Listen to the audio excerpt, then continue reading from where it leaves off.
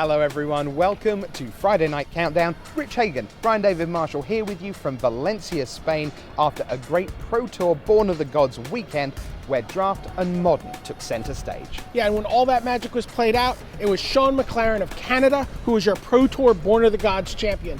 The Magic Online player, probably better known to digital players as Arsenal Munch, is the latest in a long line of MitGo players to make the transition to Pro Tour success.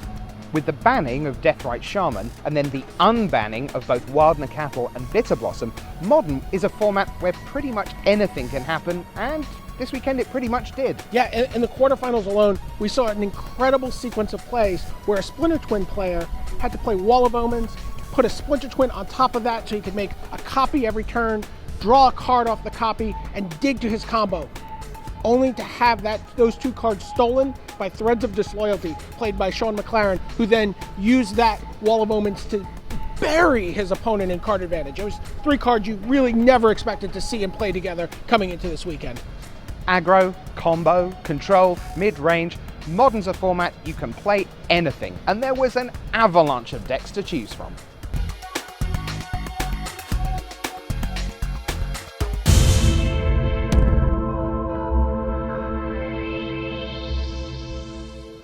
That was a broad take on the format, but here are some of the headline decks from the tournament center.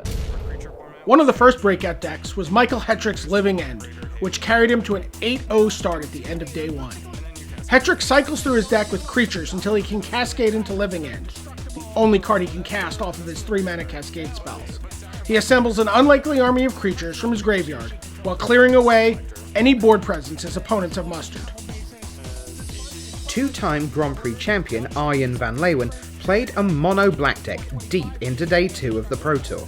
He was shredding his opponent's hands with cards like Thoughtseize, Inquisition of Kozilek, Raven's Crime, and even Wrench Mind, and then punishing them with the Rack and Shrieking Affliction.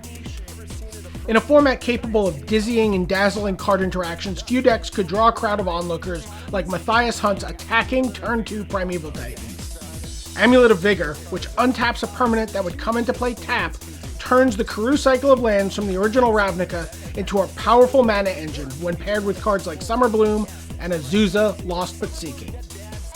Li Shi-Chan attacked every other deck's weakness, their multicolored mana base, with Blood Moon and Spreading Seas in his Blue Moon deck. He described his ideal opening hand as Lightning Bolt, Remand, Blood Moon, and 3 land. With those, he felt that he could lock his opponent out of whatever they were hoping to accomplish. Having already won Grand Prix Antwerp earlier this season with Blue-Red Splinter Twin, Germany's Patrick Dickmann was determined to continue to innovate. He added green for standout creatures Tarmogoyf and Scavenging Ooze. The hallmark of his success was making the Splinter Twin combo into his Plan B.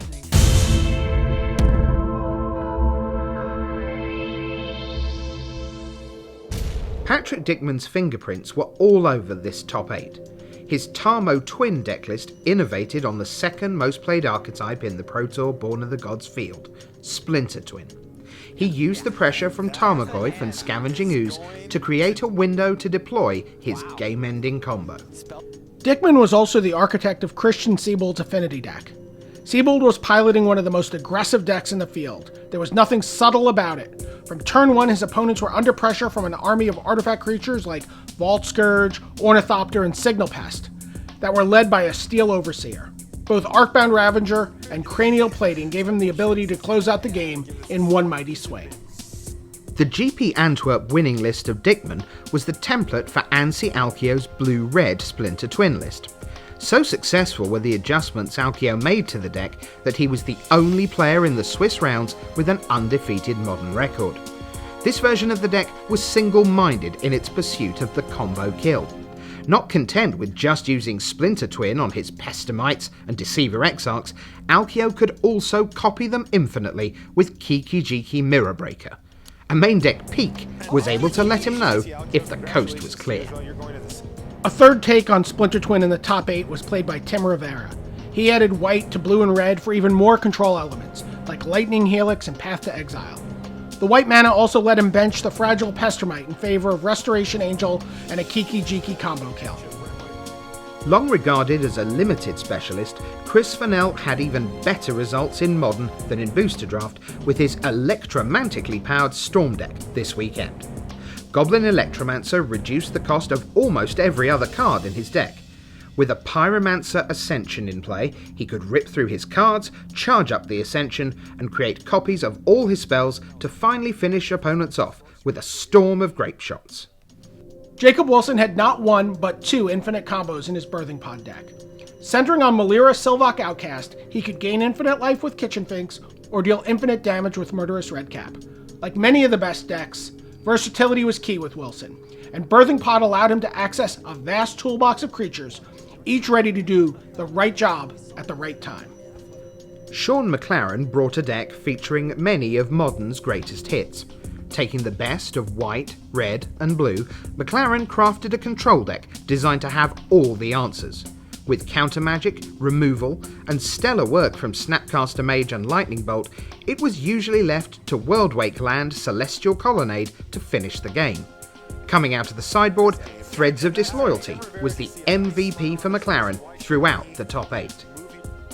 While the rest of the top 8 had complicated mana bases with abundant non-basic lands, Li Shi-Tian was playing a control deck that could trace its lineage back to teammate Ken Yukihiro's successful Pro Tour Return to Ravnica deck list. The deck's secret weapon? Blood Moon, and plenty of basic lands. Master of Waves and Threads of Disloyalty in the main deck caught many a Pro Tour Born of the Gods competitor off guard.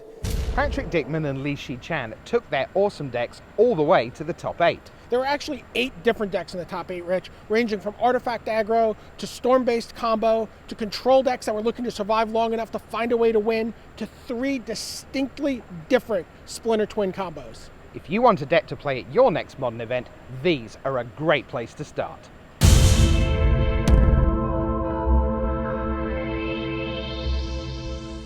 While Modern created big waves here at the Pro Tour, the changes in draft were more subtle, with Born of the Gods augmenting existing strategies. Yeah, one strategy that every pro we talked to was thinking about was white-based heroic. Positioning yourself in white and finding any other open color to pair it with was what every pro was thinking about as they sat down to draft. The reason? A Crow and Skyguard. At our featured draft table at the start of day 1, 3 Crow and Skyguards were opened. 2 were taken first pick, but the third found its way round to Hall of Famer William Jensen at pick 4. Yeah, and he took that as a sign of very good things to come. Hall of Famer William Jensen started off his draft with Bolt of Keranos, one of the premium red commons in Born of the Gods, and he stayed on red cards for his next 2 picks. When that 4th pick at Crow and Skyguard, a card he wanted to see more than any other white common, came around, he was ecstatic that white was open. He bulked up on white in pack 2 and got paid off in pack 3 with a 3rd pick Phalanx Leader and an 8th pick favorite Hoplite. 2 of the very best uncommons a white drafter could hope to see. If you're on the play and you play a 1-drop into a 2-drop into a 3-drop, it's if they don't have a 2-drop, it's like right. And if you can back it up with any kind of firepower, combat tricks, it's very hard for them to win. So. Okay, and then your 3rd pick, that's kind of crazy. Felt 7th pick. I guess it was a little earlier, but it's adjusted for power level. Yeah, it's an actual 3rd pick, but in terms of Phalanx leaders, it feels like 7th pick. So I was thrilled with that, and I guess given that I got that 3rd, I was probably right that no one to my right was playing white. I probably just got a little unlucky with the opens.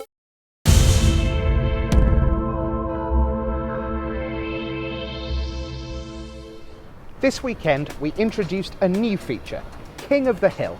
Yeah, in classic make-it-take-it style, as long as you won, you got to stay in the feature match for one more round. The overnight leader, Michael Hetrick of the USA, began as King of the Hill, but he lost in round 9 to Hong Kong's Li Shi-Tian. Yeah, Shi-Tian then lost to Germany's Christian Seybold in the following round. Seybold couldn't hold the hill either. He missed out, losing to Sean McLaren of Canada. Yeah, McLaren was able to hold it until round 14, until Jacob Wilson seized control of the hill and stayed there into the top 8. In the quarterfinals, Wilson won again, this time taking out Chris Fennell playing Storm. Yeah, in the semis, Finland's Anssi Alkio could not unseat Wilson with Blue-Red Twin. That set up a King of the Hill rematch against Canada's McLaren. Yeah, took 5 hard-fought games, but McLaren regained control and became your Pro Tour Born of the Gods champion.